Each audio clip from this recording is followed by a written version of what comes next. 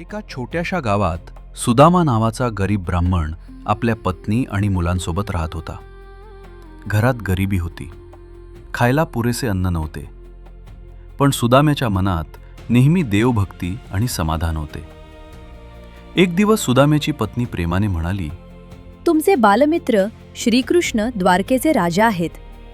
एकदा त्यांना भेटून या, कदाचित आपल्या दुःखाचा काही मार्ग निघेल.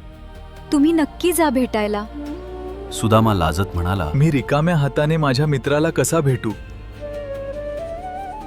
पत्नीने घरात शोध घेतला, पण घरात देण्यासारखे काहीच नव्हते. शेवटी तिने थोडेसे पोहे एका छोट्या कपड्यात बांधले आणि सुदाम्याच्या हातात दिले. सुदामा ते पोहे घेऊन द्वारकेच्या दिशेने निघाला.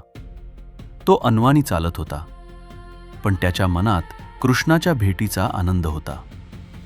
द्वारकेचा भव्य महाल पाहून सुदामा थक्क झाला, पण जेव्हा श्रीकृष्णाने आपल्या गरीब मित्राला पाहिले तेव्हा ते सिंहासनावरून उठले आणि धावत जाऊन सुदाम्याला मिठी मारली. कृष्णाच्या डोळ्यांत प्रेम होते आणि सुदाम्याच्या डोळ्यांत आनंदाश्रू. कृष्णाने सुदाम्याचे पाय स्वतः धुतले. राजमहालातील सर्व लोक हे दृश्य पाहून आश्चर्यचकित झाले. कृष्ण हसत म्हणाले, मित्रा, माझ्यासाठी काय आणली आहेस?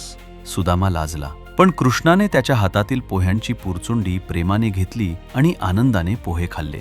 सुदाम्याने काहीही मागितले नाही. तो फक्त कृष्णाच्या प्रेमाने भारावून घरी परतला. पण घरी पोचल्यावर त्याला आश्चर्याचा धक्का बसला.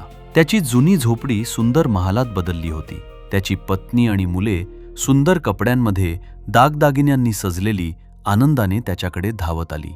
सुदाम्याला समजले, देवाला फक्त प्रेम, भक्ती आणि निर्मळ मन हवे असते. खरी मैत्री कधीही गरीब श्रीमंत पाहत नाही. प्रेमाने दिलेली छोटी भेटही देवासाठी अनमोल असते.